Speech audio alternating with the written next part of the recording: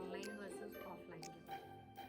तो online versus offline, जैसे कि आप जानते हैं कि ऑनलाइन एजुकेशन की बात करें या कोचिंग्स की बात करें तो ऑनलाइन में जो एडवांटेजेस हैं, एडवांटेजेस और डिसएडवांटेजेस हर जगह की होती हैं।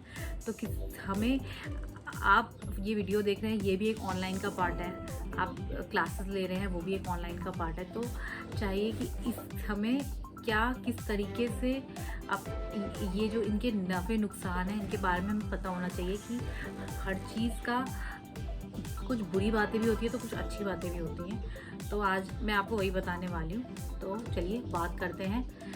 मैंने पूरी लिस्ट बना के रखी है कि क्या क्या डिसएडवांटेज और एडवांटेजेस हैं हमारे ऑनलाइन के। तो चलिए आज बात करेंगे। सबसे पहले हम बात करते हैं, देखिए कि ऑनलाइन का ये है कि आप जब भी कहीं पे भी, चाहे आप किसी भी गांव से बिलोंग करते हैं, किसी भी सिटी से बिलोंग करते हैं, आप वहाँ बैठे बैठे किसी भी अपने फेवरेट टीचर से या आपके बेस्ट जो भी टीचर हैं जिनके रिव्यूज़ बहुत अच्छे हैं, आप उनसे क्लासेस ले सकते हैं बिना किसी दिक्कत के। घर बैठे बैठे फ़ोन में आपको बस क्लास कनेक्ट करनी है और आप आराम से उस टॉपिक के बारे में या किसी भी फील्ड के बारे में आप उसमें एजुकेशन ले सकते हैं। ठीक है, उसके बाद हम बात करते हैं, ये ऑनलाइन क्लासेस, ऑनलाइन एजुकेशन जो है बहुत ही इकोनॉमिकल है।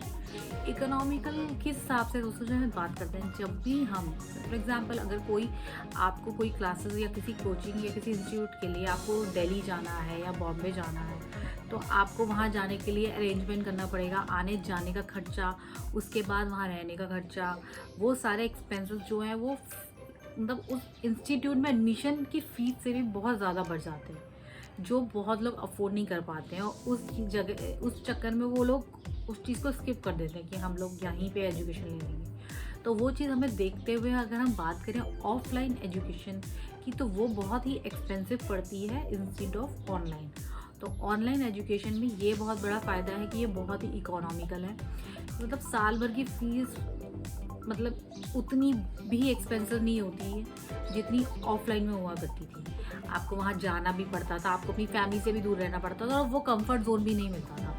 तो जो कंफर्ट जोन आपको अपने घर बैठे बैठे क्लास लेके और आपको बिना किसी और अदर एक्सपेंसेस के अपने पेरेंट्स के साथ आपको रहने का भी आराम से मौका मिल जाता है।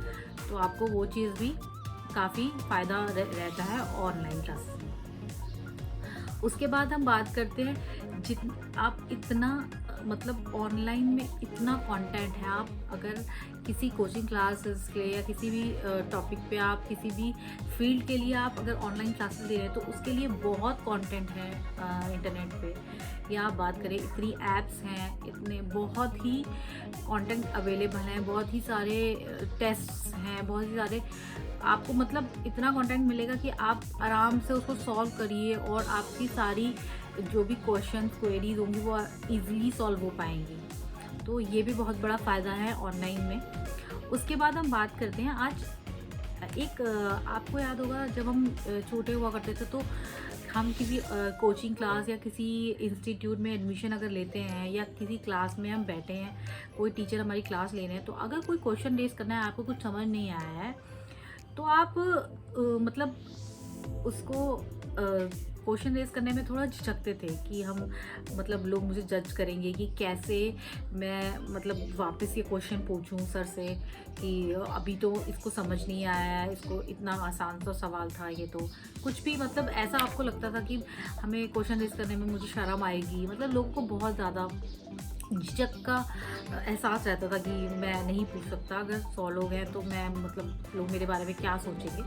तो इस बारे में लोगों को कोई बात नहीं, आया समझ नहीं आया हम अभी ठीक है, तो बाद में वो अपने फ्रेंड्स से पूछते थे कि भाई तुझे समझ आया तो तू समझा दे। तो उस तरीके से हाँ, बट ऑनलाइन ने इस चीज़ के लिए भी बहुत अच्छा मतलब लोगों को झिझक से दूर कर दिया है कि आप मतलब बिना झिझक कुछ भी पूछ सकते हैं ऑनलाइन में।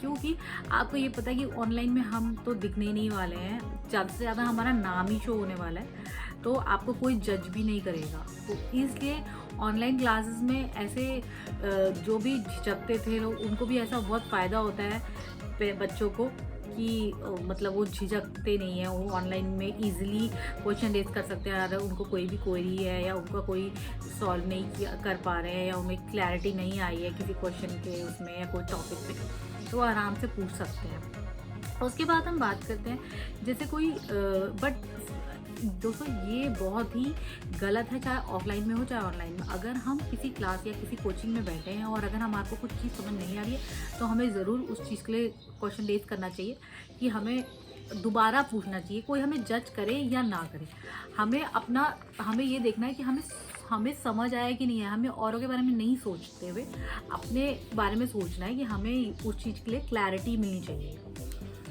तो आपने देखा कि ऑफ़लाइन के क्या क्या एडवांटेजेस हैं। अच्छा, एक बहुत बड़ा एडवांटेज ये है, ऑफ़लाइन में पहले क्या होता था कि ऑफ़लाइन क्लासेस में जब ऑफ़लाइन इंस्टीट्यूट में टीचर्स होते ही नहीं थे, ऑफ़लाइन टीचर्स नहीं आते थे, कभी टीचर्स छुट्टी पे हैं, कभी क्लास नहीं ले रहे हैं। तो मतलब ये सारी चीज़ें बहुत होती थी कि कभी क्लास हम मतलब एक कोई बंदा वहाँ पे आके रह रहा है, उस चीज़ का एक्सपेंस बेयर कर रहा है और अगर उसकी क्लासेस नहीं हो रही तो उसके लिए पूरा वेस्ट है।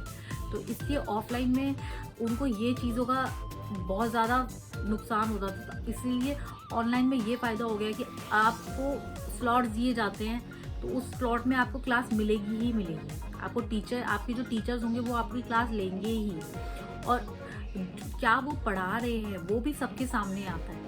मतलब क्लासेस में क्या पढ़ाया जाता था किसी को नहीं पता चलता था, बट ऑनलाइन में सबको दिखता है कि क्या पढ़ाया गया है।